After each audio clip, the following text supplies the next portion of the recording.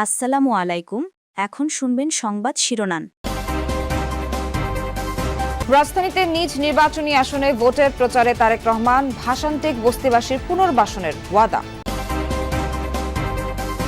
উত্তরের 4 জেলায় জামায়াত আমিরের নির্বাচনী প্রচার, জোট প্রার্থীদের পক্ষে চাইলেন ভোট, ধোঁকাবাজদের লাল কার্ড দেখানোর আহ্বান। সারা দেশে চলছে ভোটের জমজমাট প্রচার, কর্মী সমর্থকদের নিয়ে ঘুরে বেড়াচ্ছেন, ছুটছেন প্রার্থীরা, দিচ্ছেন নানা প্রতিশ্রুতি। বিদ্যা ও সঙ্গীতের দেবী সরস্বতী পূজায় নানা আনুষ্ঠানিকতা, অঞ্জলিতে ভক্তদের বন্দনা, দিনভর ছিল শিশুদের হাতেখড়ি। আসসালামু আলাইকুম। এতক্ষণ দেখছিলেন সংবাদ শিরোনাম, এখন দেখবেন বিস্তারিত। জনগণের সব সমস্যার সমাধান করতে পারবে কেবল গণতান্ত্রিক ও নির্বাচিত সরকার। রাজধানীর ভাষানটেকে নিজ নির্বাচনী এলাকায় আয়োজিত জনসভায় যোগ দিয়ে কথা বলেছেন বিএনপি চেয়ারম্যান তারেক রহমান। বলেন, অতীতে সরকার গঠন করে দেশে মানুষের ভাগ্যের পরিবর্তন এনেছিল বিএনপি। দেশ পুনর্গঠনে আগামী নির্বাচনেও ধানের শীষে ভোট চান তিনি। ভাষানটেক বস্তিবাসীর পুনর্বাসনের ওয়াদা করেন তিনি। দলীয় প্রধান হিসেবে যতটা না, তার চেয়েও বেশি গুরুত্বপূর্ণ বিএনপির চেয়ারম্যান তারেক রহমান এই এলাকার প্রার্থী। তাই নেতাকর্মী তো বটেই, ভোটারদের মাঝেও বাড়তি আগ্রহ ছিল প্রথম জনসভা ঘিরে।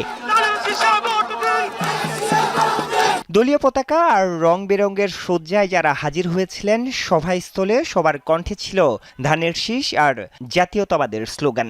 জনসভা শুরুর ঘণ্টা দুয়েক আগেই কানায় কানায় পূর্ণ হয়ে যায় ভাষানটেকের বিআরপি মাঠ।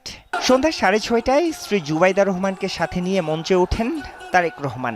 উচ্ছ্বাসে ফেটে পড়ে পুরো মাঠ, আশেপাশের এলাকা ছাড়িয়ে স্লোগান পৌঁছে যায় সদূরে। বক্তব্যের শুরুতেই তারেক রহমান মঞ্চে ডেকে নেন একজন নারী গার্মেন্টস কর্মী, একজন ভ্যান চালক এবং একজন শিক্ষার্থীকে। জানতে চান ভাষানটেকের সমস্যা, সম্ভাবনার কথা। মূল চাওয়াটা কি আপনাদের? মূল চাওয়াটা হলো আপনাদের সরকার হতে পারে, তাহলে আমাদেরকে একটা পুনর্বাসন করার একটা ব্যবস্থা করে দিতে হবে। এটা হলো আমাদের চাওয়া, এটা মূল চাওয়া। সমস্যাগুলো সমাধানের প্রতিশ্রুতি দিয়ে ধানের শীষে ভোট চান বিএনপি প্রধান।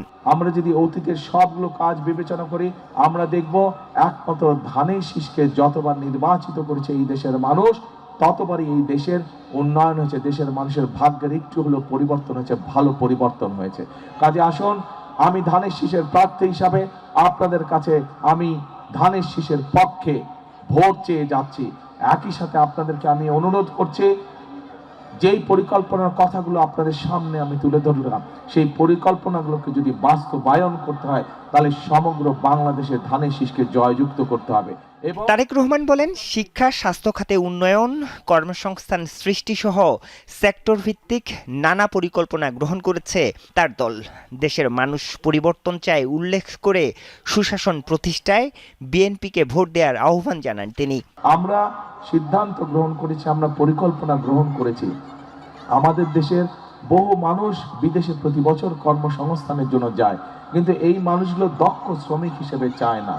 আমরা চাই বাংলাদেশের লক্ষ লক্ষ যে তরুণ সমাজের সদস্য আছে, নারী হোক পুরুষ হোক, তাদেরকে বিভিন্ন রকম ট্রেনিং দিব, তাদের পড়ালেখা শেষ হোক বা শেষ হওয়ার আগে, যাতে দেশের ভিতরেই ব্যবসা বাণিজ্য হোক অথবা দেশের বাইরে হোক, তারা যাতে কর্মসংস্থানের ব্যবস্থা করতে পারে, যাতে স্বাবলম্বী হয়ে দাঁড়াতে পারে। তারেক রহমান বলেন, সময় এখন দেশ পুনর্গঠনের।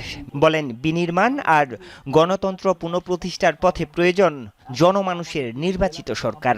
সারা দেশের সামগ্রিক যে সমস্যাগুলো আছে, মানুষের নিরাপত্তা, মানুষের কর্মসংস্থান, মানুষের শিক্ষা, মানুষের চিকিৎসা, এইগুলোকে যদি আমাদের অ্যাড্রেস করতে হয়, এই সমস্যাগুলোর পর্যায়ক্রমিকভাবে যদি আমাদের সমাধান করতে হয়, অবশ্যই আগামী দিনে বাংলাদেশের একটি গণতান্ত্রিক এবং মানুষের দ্বারা, সাধারণ মানুষের দ্বারা নির্বাচিত সরকার প্রয়োজন।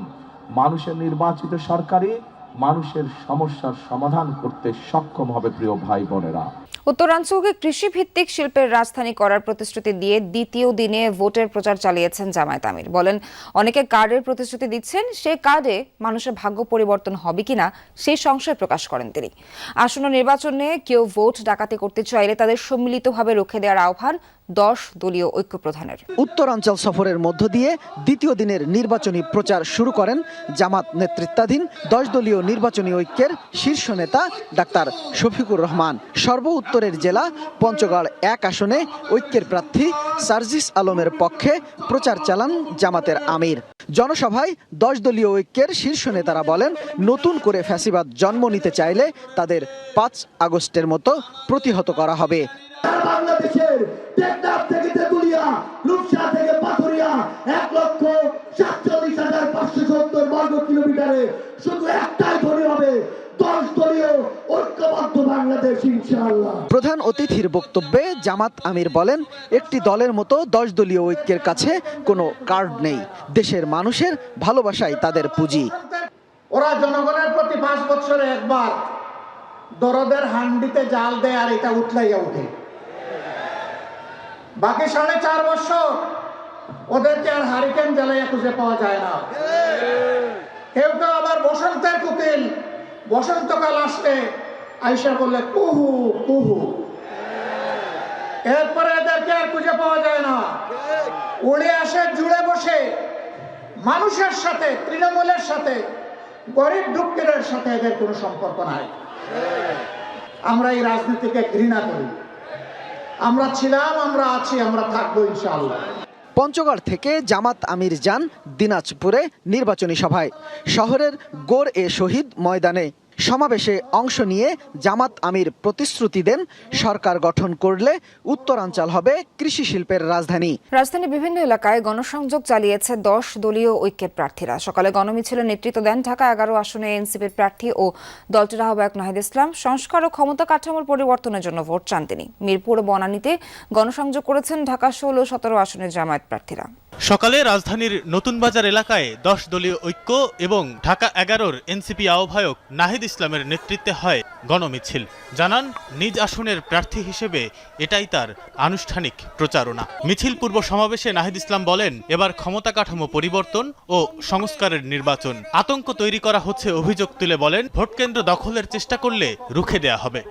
লাশ হয়তো ফেলতে পারবেন, কিন্তু জীবিত অবস্থায় আমাদেরকে সরাতে পারবেন না। ভোট কেন্দ্র দখলের যদি পায়তারা থাকে, সিল মারার যদি পায়তারা থাকে, সেই পায়তারা আপনারা আগেই ভুলে যান, কারণ সেটা সফল হবে না। পরে নতুন বাজার থেকে বের হয় পূর্ব নির্ধারিত গণমিছিল। অংশ নেয় এনসিপি, ছাত্রশক্তি, জামায়াত, ছাত্র শিবির সহ 10 দলীয় ঐক্যের নেতাকর্মীরা। প্রগতি সরণি ধরে শাহজাদপুর বাড্ডা পার হয়ে পৌঁছায় রামপুরা এলাকায়। মিছিল শেষে সংক্ষিপ্ত বক্তব্যে নাহিদ ইসলাম বলেন, কোনো ফ্যাসিস্ট চাঁদাবাজের স্থান হবে না ঢাকা 11 আসনে। কেউ আঘাত করলে পাল্টা আঘাতের হুঁশিয়ারিও দেন তিনি। 10 দলীয় নির্বাচনী ঐক্যের নেতাকর্মী, শাপলাকলিকের সমর্থকদেরকে কেউ যদি হুমকি দেয়, কেউ যদি ভয় দেখানোর চেষ্টা করে, আমরা প্রতিরোধ করব, পাল্টা আঘাত তৈরি করবো ইনশাআল্লাহ। জ্ঞান, বিদ্যা ও বুদ্ধির আধার দেবী সরস্বতীর পূজা হলো মহা আয়োজনে। শুক্রবার সকালে দেবীর পূজা শুরু হয় ঢাকা বিশ্ববিদ্যালয়ের জগন্নাথ হলের মাঠে। সনাতন ধর্মাবলম্বীদের অন্যতম প্রধান ধর্মীয় উৎসব সরস্বতী পূজা। এবছর জগন্নাথ হলে 76টি মণ্ডপে হয় পূজা। ঢাকা বিশ্ববিদ্যালয়ের 74টি অনুষদের পক্ষ থেকে নানান সৃজনশীল চিন্তায় তৈরি হয় এসব মণ্ডপ। সকাল 8টা থেকে পুষ্পমাল্যে দেবীর অর্চনা শুরু হয়। পূজা শেষে অঞ্জলি দেন ভক্তকুল। পরে শিশুদের হাতেখড়ি অনুষ্ঠিত হয় নানা মণ্ডপে।